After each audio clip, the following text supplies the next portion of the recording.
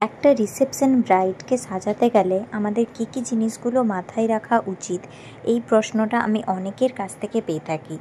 আরও একটা প্রশ্ন আমি খুবই বেশি পাচ্ছি যে আমি ভিডিওতে কেন প্রোডাক্টগুলো শো করছি না। ম্যাক্সিমাম কাজই যেহেতু আমার রিয়েল থাকে, সেহেতু কাজ করার সময় এই জিনিসটা একদমই মাথা থেকে বেরিয়ে যায়।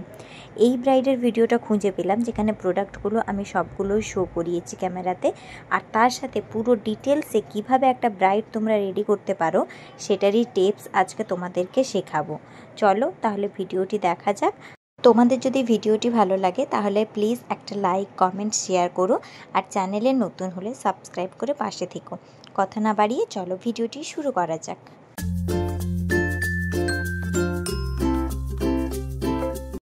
কাজটি আমি সামার সিজনে করেছিলাম, তাই এখানে আমি এই স্টেপসটি ইউজ করছি। তোমাদের যদি এটা উইন্টারের কাজ হয়ে থাকে তাহলে এটা স্কিপ করবে, বা সামার সিজন বা গরম আছে, প্যাচপ্যাচে গরমের মধ্যে কাজ করছো, তাহলে অতি অবশ্যই এরকমভাবে বরফকে তোমরা একটা পলির মধ্যে নিয়ে নিবে। তার আগে ব্রাইডকে ফেস ওয়াশ করে আসতে বলবে, দেন এই বরফটাকে হালকা হাতে মাসাজ করবে ফেসের মধ্যে।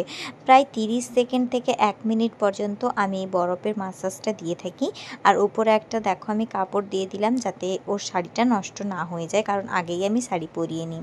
তো যাই হোক, আমি সুন্দরভাবে ওর ফেসে বরফ দিয়ে মাসাজ করে দিচ্ছি। এই বরফ মাসাজের ফলে কিন্তু আমাদের ফেসে অয়েলটা অনেকটাই কন্ট্রোলে থাকে এবং ঘামটাও কম হয়।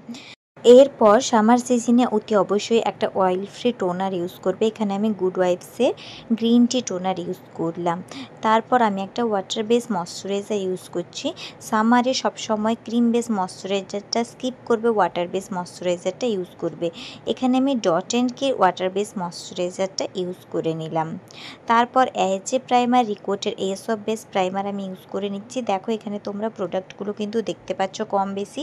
এই প্রাইমারটা সামারের জন্য অনেক ভালো, এবং যাদের পোর্সের প্রবলেম আছে তাদের পোর্সটাকেও সুন্দরভাবে মিনিমাইজ করে দেয়। আর অ্যাফোর্ডেবলের মধ্যে খুবই ভালো একটি প্রাইমার, তাই আমি এটা ইউজ করলাম। ম্যাকাজিমিয়ার ইনভিজিবল প্যালেট থেকে আমি করে নেব কালার কারেক্টিং। ওর আন্ডার আই এরিয়াতে প্রথম আমি ডার্ক কনসিলার ইউজ করছি। কারেক্টার সবসময় যে স্কিন টোনে থাকে তার থেকে 1 টোন ডার্কে ইউজ করতে হয়। আমি ডিরেক্টলি অরেঞ্জ কারেক্টার দেওয়াটাকে এতটা বেশি পছন্দ করি না, তাই আর কি আমি ডার্ক কনসিলারটাকে দিয়ে কারেক্ট করি।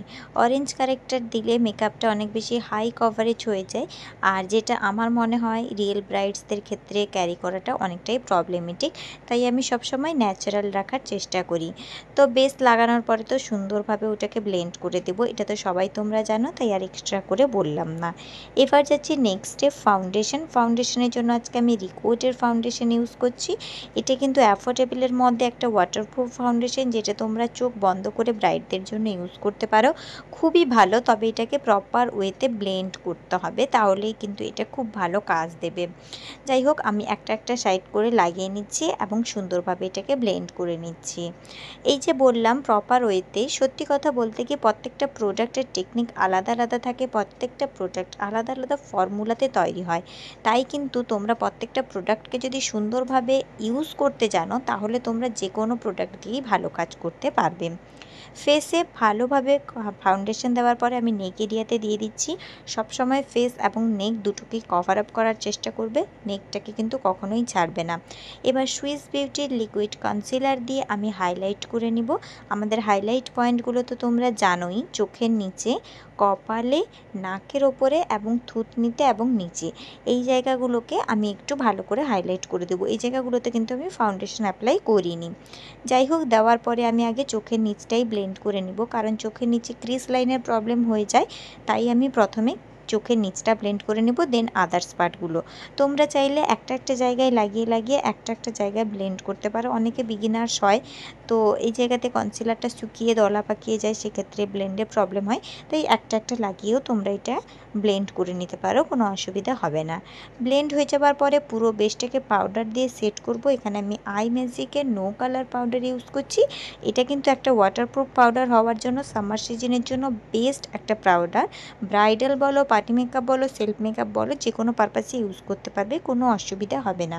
পাউডারটাকে আমি সবসময় হাতের মধ্যে নিয়ে পাফে অল্প অল্প করে এইভাবে ইউজ করি। অনেক বেশি পাউডার দিয়ে দিলে আবার মুখটা বেশি সাদাটে লাগে, যে মেকআপটা আমার একদমই ভালো লাগে না।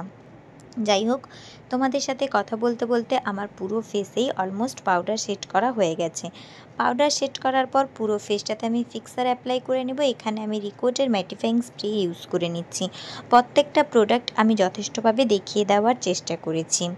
এটা লাগিয়ে নেওয়ার পরে সুন্দরভাবে মুখটাকে আমি হাওয়া করে শুকিয়ে নেব। ফ্যানের উপরেই শুধু ভরসা করব না, একটু জোরে জোরেও হাওয়া দিয়ে দিব। তারপর আই মেকআপ করব। আই মেকআপের জন্য তো আইব্রো ড্র করতে হয়, আর আইব্রোটাকে খুব সুন্দরভাবে ড্র করবে। আইব্রোটাই যদি ঠিকঠাক করে তোমরা ড্র করতে না পারো তাহলে কিন্তু মেকআপটা এত বেশি ফোটে না। যারা আইব্রো ড্র করতে পারো না, আমার চ্যানেলে অলরেডি ভিডিও দেওয়া আছে, চেক করে নিতে পারো। তারপর আমি আইলিডে কনসিলার লাগিয়ে ব্লেন্ড করে নিচ্ছি আই মেকআপের জন্য। আই মেকআপের ভিডিওটা আমি দেইনি, কারণ এটা অনেক লেন্দি হয়ে যাবে, আমি এক্সট্রা করে তোমাদের সাথে শেয়ার করব। তারপর আমি পাউডার কন্ট্রোল করে নিচ্ছি আই ম্যাজিকের প্যালেট থেকে। প্রথমে নোজ কন্ট্রোল করে নেব, কারণ ওর ফেসটা অনেকটাই ছোট ছিল, তাই আমি আর ফেসে কোনো রকম কন্ট্রোলিং ইউজ করিনি। এমনিতেও ক্রিম কন্ট্রোলটা আমার খুব একটা ভালো লাগে না, আমি পাউডার কন্ট্রোলই প্রেফারেবল করি। তারপর আমি সুন্দরভাবে ওকে হাসতে বলে ওর গালগুলোকে একদম পিঙ্ক পিঙ্ক দিয়ে ব্লাশে ভর্তি করে দিচ্ছিলাম। তারপর আমি লিপস্টিক ইউজ করে নেব। ওর ব্লাউজের কালার অনুযায়ী আমি একটা ডার্ক কালারের লিপস্টিক ইউজ করে নিচ্ছি। তারপরে হচ্ছে আমি আউটলাইনটা ড্র করে নিচ্ছি। আগে ফিল করে নিয়ে তারপরেও আউটলাইন তোমরা ড্র করতে পারো, কোনো প্রবলেম হবে না।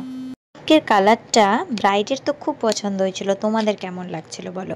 এবার আমি টিপ পরে নিয়েছি, তারপর আমি হাইলাইটার ইউজ করে নিচ্ছি।